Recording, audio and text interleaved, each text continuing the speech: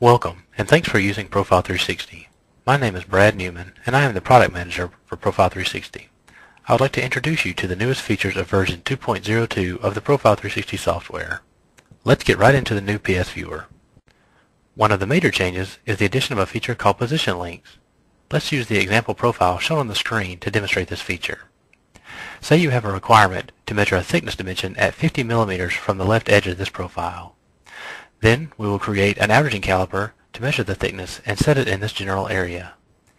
We will then create a half caliper to locate the left edge of the profile. Finally, we will select both calipers and click the Position Link button located in the toolbar. A dashed line with the blue arrow appears to show that these calipers are now linked.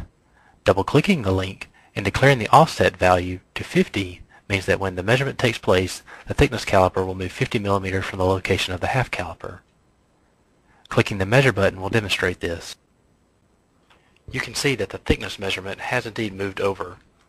You can confirm that it is 50 millimeters from the half caliper located on the left edge by looking at the ruler on the bottom of the screen and seeing the 50 millimeter separation between the two calipers. This principle can be applied to any dimension that needs to be measured at a specified distance from another surface on the profile.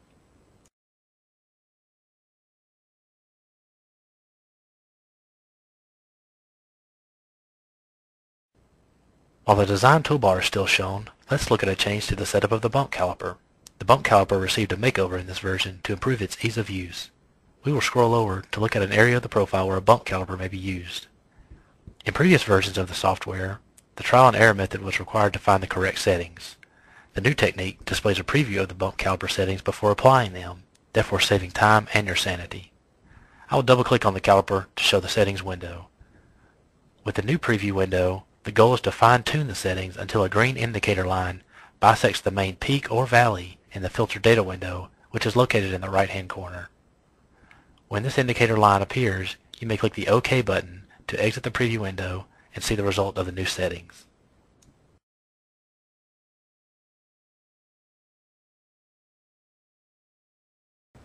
For many users, the Regions of Interest button may be new. This feature allows you to efficiently measure two or more parts simultaneously within the same PS Viewer. You simply draw a region of interest around each profile, and a new tab appears with that profile and its associated design. Then, you may view each profile individually in its own tab, or all of them simultaneously in the Tile View tab, which is found under the tab menu.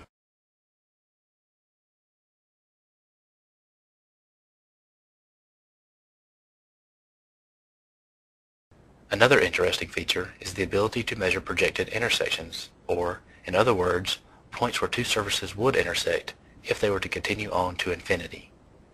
This can be done by creating line calipers and linking them, like you would if you're going to measure an angle. Then, repeat on another set of surfaces, and finally, you will link the two links to measure the distance between the points of intersection of these line calipers.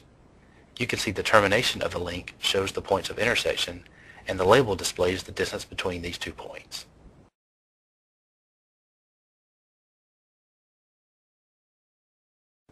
We have received a lot of requests to create measure logs in units other than the default units of microns or micrometers. We have heard you and have made this more flexible for you, the user, when creating measure log text files.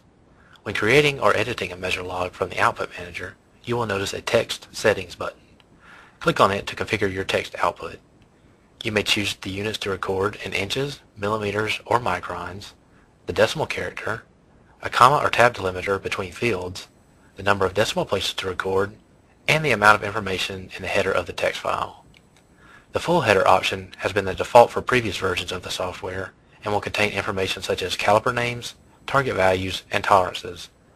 The Names Only option produces only one header row, which contains the caliper names. And the third option is to use no header, so that the first line of the file is the first row of measurements.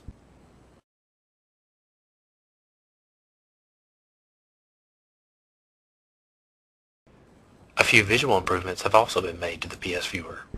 With the Tab Settings button on the right side of the PS Viewer screen, you may now choose to hide certain objects to reduce screen clutter.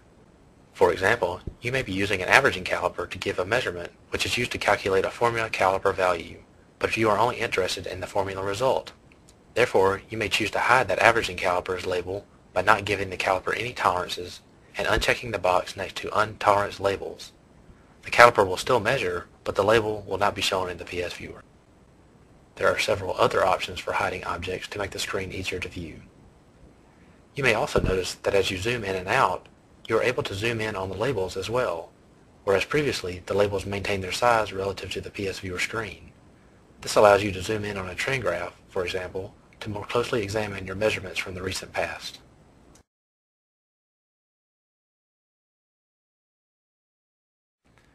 There has been some rearrangement of a few menu items in v2.02 as well. The most noticeable example is that the exposure time setting has been moved from the File menu to the new Server menu and is now called Sensor Settings. The Sensor Settings menu command offers more flexibility than the previous exposure time setting. Here you may choose to set a universal exposure time for all sensors at once, or you may assign a different exposure time to each sensor, which may help with profiles that have multiple surface characteristics, such as a part with a rubber surface on one side and reflective steel on the other. The Browse Data Archives command has also been moved to the Server menu. And when switching the interface from Engineer mode to Operator mode, or vice versa, that command can now be found under the View menu, instead of the Exit button as in previous versions.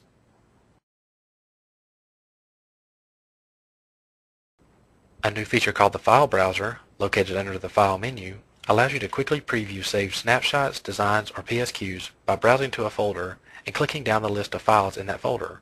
When you click on a snapshot, design, or PSQ, it appears in the PS Viewer window. In addition to the new features discussed here, there have been many other developments to this version of the software, such as an expanded help panel to include descriptions of more buttons and menu items, bug fixes from previous versions, and an improved matching algorithm. We hope this new software enhances your experience with the Profile 360. We once again thank you for being a loyal customer of Bytewise and appreciate the feedback we receive that helps us continue to improve our products. It is you, the customer, who has helped us become the world's leading supplier of online laser measurement equipment.